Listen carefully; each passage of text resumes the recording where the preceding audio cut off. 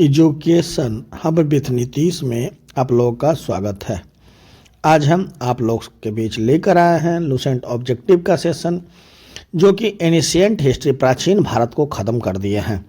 अब जो है पूर्व मध्यकाल का चैप्टर 1 से शुरू किया जा रहा है, जो कि 650 से ईस्वी से 1206 ईस्वी उत्तर भारत राजपूत काल है।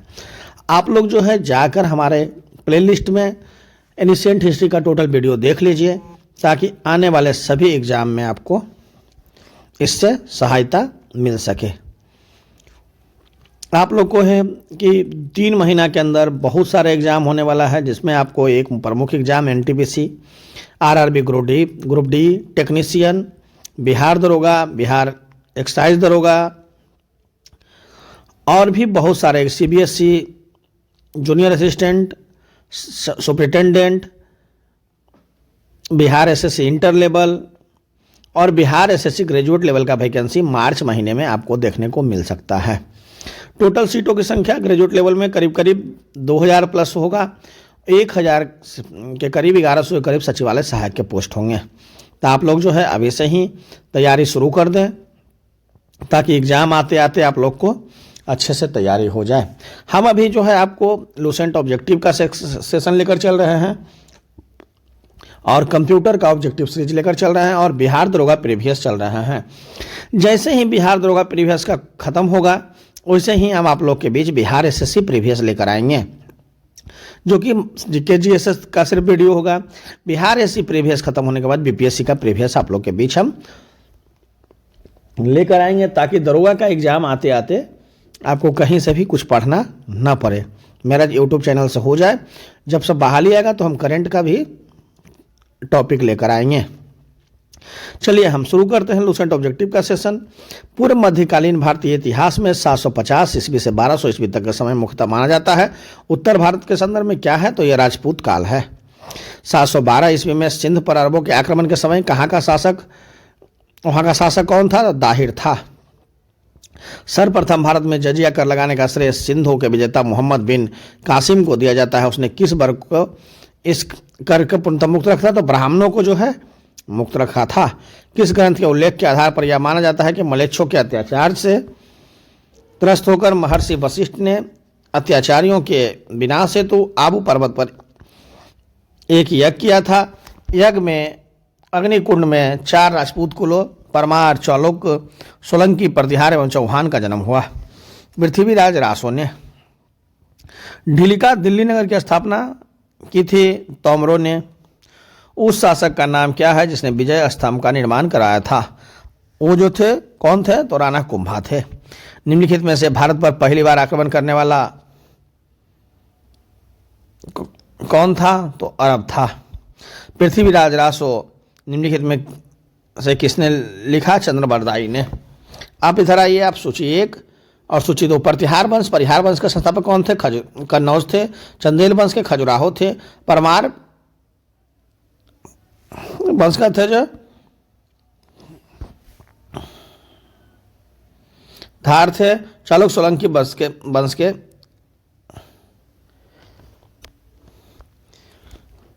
चलिए परिहार वंश के थे, जो कन्नौज का संस्थापक थे। चंदेल के खजुराहो, परमार पवार के धार और चालुक सोलंकी के आनीहलवाड़ा।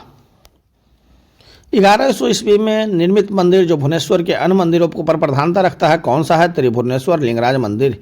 दिलवाड़ा मंदिर कहाँ स्थित है, तो आबू पर्वत पर। खजुराहो स्थित मंदिरों का निर्माण किसने किया था? चंदेल राजपूत ने। विजय स्तंभ कहाँ स्थित है, तो चित्तौड़गढ़ में। लिंगराज मंदिर की नींव डाली थी याति केसरी ने। सोमनाथ के मंदिर पर 1025 ईस्वी में मोहम्मद गजनवी के आक्रमण के समय गुजरात का शासक कौन था? भीमदेव प्रथम था। हिंदू विधि पर एक पुस्तक मिथाक्षरा किसने लिखा? विज्ञानेश्वर ने। ब्लैक पेगोडा क्या है, कहाँ है, तो कोणार्क में। चौहान चहमन वंश की राजधानी कहाँ थी? अजमेर। गढ़वाल गठौर की राजधानी कहाँ थी? कन्नौज। गुहिलिता सिसोदिया वंश के चित्तौड़। कलचुरी हृदय वंश के त्रिपुरी। राजस्थान के इतिहास का प्रणेता किसे कहा जाता है? कर्नल टाड को। चौहान वंश का संस्थापक चौहान वंश जो थे दिल्ली और अजमेर क्षेत्र में थे। प्रतिहार कन्नौज में थे। परमार मालवा में थे। चालुक सोलंकी काठियावाड़ में थे। चंदेल वंश राज क्षेत्र जो था जैजा भुक्ति बुंदेलखंड में थे, कलचुरी का वंश चेदी में थे, गढ़वाल राठौर कन्नौज में थे और गुहिलौत मेवाड़ में थे। चौहान वंश के संस्थापक कौन थे? तो वासुदेव थे। परमार वंश के सियोके श्रीहर्ष थे। चौलुक सोलंकी के मूलराज प्रथम थे और चंदेल के नन्नुक चंदेल थे। कौन सुमिलित नहीं है? तो राष्ट्रकूट विजयालय, ये जो है सुमिलित नहीं है। चंदेल वंश के नन्नुक चंदेल और कलचुरी के कोकल प्रथम और गढ़वाल के चंद्रदेव, ये जो है सुमिलित है। हरिकेली नाटक का रचयिता है चौहान शासक विग्रहराज 14, विग्रहराज 4 बिसलदेव। किस नाटक के कुछ अंश में 2.5 दिन का झोपड़ा मस्जिदों की दीवार अंकित है? तो हरिकेली में। रानी पद्मिनी का नाम अलाउद्दीन खिलजी के चित्तौड़ विजय से जोड़ा जाता है। उसके पति का नाम क्या है? राणा रतन सिंह। विक्रमशिला शिक्षा केंद्र के संस्थापक का नाम क्या है? धर्मपाल। निम्नलिखित में से किस मंदिर परिसर में एक भारी भरकम नदी की मूर्ति है जिसे भारत के विशालतम मूर्ति माना जाता है? तो कंदरिया महादेव मंदिर। निम्नलिखित में से किसे एक नए संबत चलाने का यश प्राप्त है? तो लक्ष्मण सेन को। गीत गोविंद की रचनाकार जयदेव किसकी सभा में अलंकृत करते थे? तो लक्ष्मण सेन के। किसने सोमपुर महाविहार का निर्माण कराया? धर्मपाल ने। भुवनेश्वर तथा पुरी के मंदिर किस शैली से निर्मित है? तो नागर शैली से। राजवंश को कन्नौज का आधिपत्य स्थापित करने के लिए त्रिकोणीय संघर्ष में उलझे हुए थे कौन कौन? पाल, प्रतिहार और राष्ट्रकूट। भारत के में प्रथम आक्रमणकारी था मोहम्मद बिन कासिम। जगन्नाथ मंदिर किस राज्य में स्थित है? तो उड़ीसा में। पुरी में स्थित कोणार्क में विशाल सूर्यदेव के मंदिर के निर्माता कौन थे? पुरुषोत्तम। आइए, अजयपाल संस्थापक थे अजमेर के।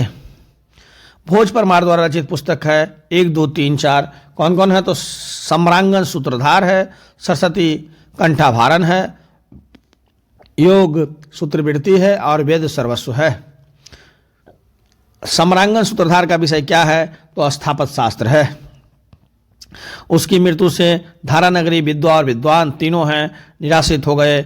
अक्षधारा, अर्धधारा, निराधारा, निलंबा, सरस्वती, पंडिता, खंडिता, सर्वे, भोजराजे, दिवगंते, यह उक्ति किस शासक के संबंध में है? भोज परमार। किस शासक के राजदरबार में जैन आचार्य हेमचंद्र का संरक्षण मिला? जय सिंह, सिद्धराज और कुमारपाल का। वह प्रथम भारतीय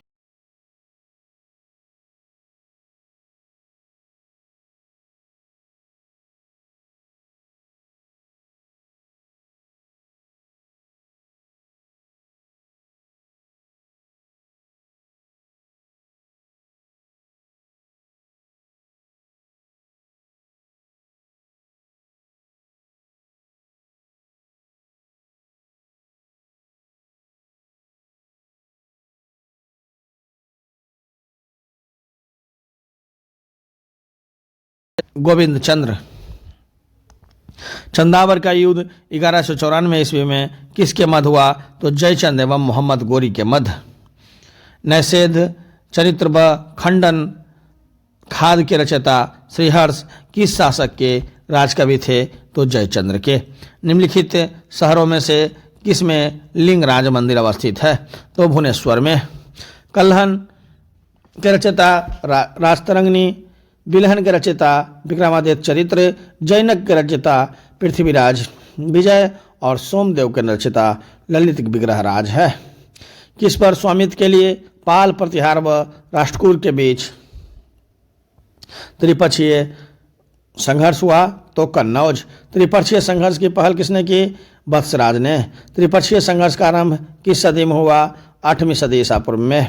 त्रिपक्षीय संघर्ष का आरंभ और अंत किस राजवंश ने किया? तो प्रतिहार ने। त्रिपक्षीय संघ में भाग लेकर उत्तर भारत की राजनीति में हस्तक्षेप और दक्षिण से उत्तर पर आक्रमण करने वाली दक्षिण के प्रथम शक्ति थे राष्ट्रकूट। पाल वंश का संस्थापक कौन था? गोपाल। पाल वंश की राजधानी थी मुदगिरी मुंगेर। राष्ट्रकूट वंश का संस्थापक था दंती दुर्ग और दंती बर्मन द्वितीय। राष्ट्रकूट वंश की राजधानी थी मालखंड मानिखेत। किस प्रतिहार शासक ने आदि बराह की उपाधि धारण की? मिहिर भोज ने। किस विदेशी यात्री ने गुर्जर प्रतिहार वंश का अलगुजर एवं इस वंश के बौरा कहकर पुकारा? आलमसुद्दीन ने। कर्पूरी मंजरी नाटक के रचयिता राजशेखर ने किसे प्रतिहार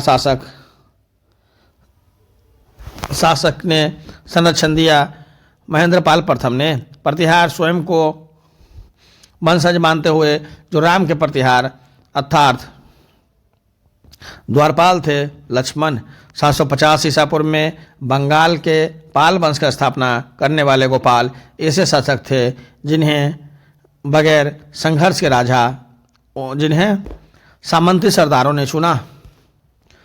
अब आइए किस पाल शासक को गुजराती कवि सोडन में उत्तरापद स्वामित्व कहा? धर्मपाल ने। 9वीं सदी में भारत आए अरब यात्री सुलेमान ने किस साम्राज्य को रूहमा कहकर संबोधित किया? तो पाल को। हिंदू विधि एक प्रसिद्ध पुस्तक दाय भाग के रचयिता कौन है? तो जिमित वाहन है। पाल वंश के पतन के बाद बंगाल का राजनीतिक नेतृत्व प्रदान किया सेन वंश ने। सेन वंश का संस्थापक कौन था? सामंत सेन।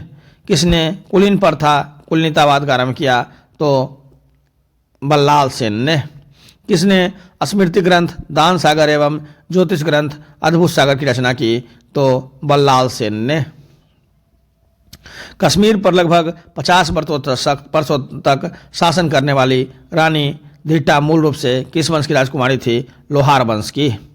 कायस्थों का एक जाति के रूप में प्रथम उल्लेख कहाँ मिलता है? तो ओशनम स्मृति में।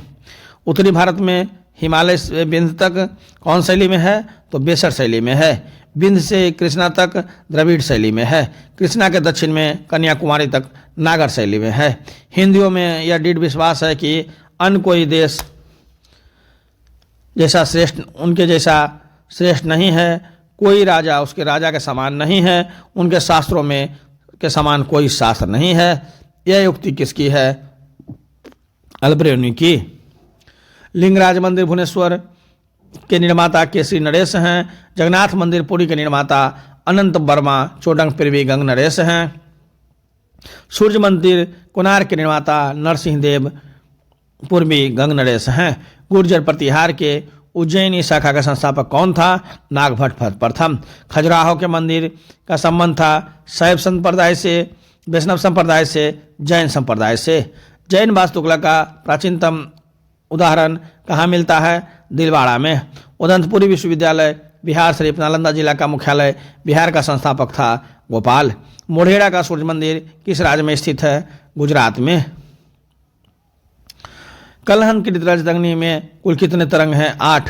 चतुर्भुज विष्णु मंदिर खजुराहो, यशो वर्मा, कंदरिया महादेव मंदिर खजुराहो, चंग धंग, विमल बसही मंदिर आबू दिलवाड़ा, विमल शाह बैस, लून बसही देवरानी जेठानी मंदिर तेजपाल व वस्तुपाल।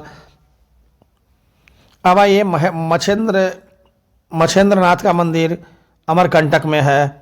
64 योगिनी का मंदिर भेड़ाघाट जबलपुर में है। सूर्य मंदिर मोढेरा में है। चौमुखी मंदिर पालिताना में है। चंचनामा के अनुसार 6वीं एवं 7वीं शताब्दी के सिंधु देश की राजधानी क्या थी? तो अरोड़ था।